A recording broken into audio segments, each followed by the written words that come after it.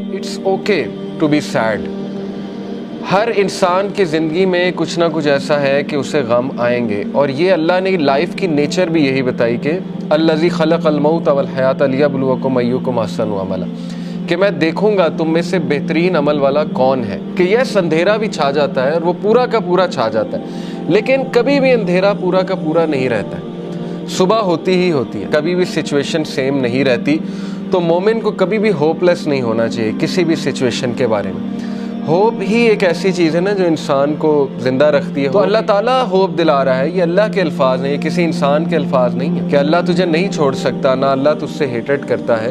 بس یہ اللہ کے کچھ طریقے ہوتے ہیں انسان کو ٹیسٹ کرنے کے لیے، انسان کو کچھ سکھانے کے لیے، کیونکہ یہ دنیا کی زندگی تو ہے ہی بہت ٹیمپرری.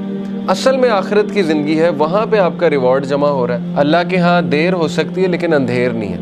ٹھیک ہے نا، اس کی بہت سی حکمت ہے اس دیر کی.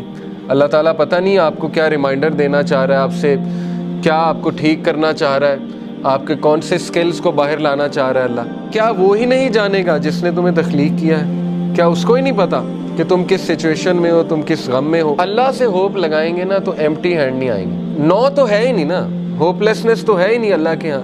اس لیے یہ شیطان ہوپ لیس کرتا ہے بندے کو آ کے کہ جی تجھے تو یہ ملا ہی نہیں، پتہ نہیں اس کے بدلے اللہ نے کیا دینا ہے. تیرا رب تجھے اتنا دینے والا ہے عنقریب کہ تو راضی ہو جائے گا. جو بندہ خود پین میں ہوتا ہے نا، وہ پھر دوسروں کی بڑی زبردست مدد کرتا ہے. تو غم کو بری بات نہیں ہے، ٹھیک ہے نا. غم کو سزا نہ سمجھیں. غم جو ہے یہ تو روحانیت کی سیڑھی ہے. اس روحانیت کی سیڑھی پہ چڑھ کے انسان کا جو ہے وہ دل نرم ہوتا ہے، پھر وہ دوسروں کا غم فیل کرتا ہے اور پھر وہ دوسروں کے لیے کچھ کرتا ہے. دیکھیں نا، جن سے اللہ ناراض ہوتا ہے ان کو تو یہ سائن ہی نہیں ملتے، وہ تو فل مزے میں ہوتے ہیں. ان کو نہ کوئی مصیبت آتی، نہ کوئی پرابلم آتی. جیسے اللہ کے نبی صلی اللہ علیہ وسلم کو اللہ نے کہا کہ ان کا جو مزہ ہے، ان کا کھانا پینا، ان کی عیاشی آپ کو دھوکے میں نہ ڈالے. یہ اللہ تعالیٰ ان کو ڈھیل دے رہا ہے، یعنی اللہ ان سے اس حد تک ناراض ہو چکا ہے کہ اللہ ان کی کیئر ہی نہیں کر رہا. جس شخص سے اللہ ناراض ہو جاتا ہے تو پھر اللہ کے نبی نے کہا کہ پھر اللہ تعالیٰ اس کی وہ بھٹکتا رہے اور وہ جس وادی میں مرے اللہ کو اس کی کوئی فکر نہیں ہے.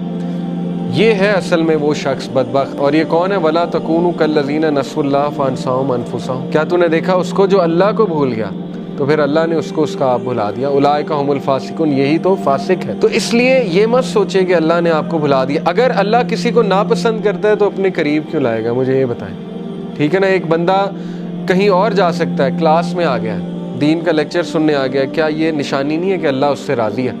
ورنہ تو اللہ تعالیٰ چاہتا اسے کہیں اور لے جاتا، اللہ اس کی کیئر چھوڑ دیتا. اگر ایک بندہ گناہ میں اور وہ دعا کیے جا رہا ہے اللہ سے کہ اللہ مجھے کسی طرح نکال دے اس سے، تو اللہ تعالیٰ اس کو شاید کوئی غم بھیج دے، کوئی ٹیسٹ اور ٹرائل میں ڈال دے اور وہ بندہ اللہ کے قریب آ جائے. اللہ سے امید لگانی ہے، انسانوں سے نہیں. بیچ میں کوئی پھر وہ شرک نہیں ہونا چاہیے، بیچ میں نہیں کوئی ہونا چاہیے اینٹی.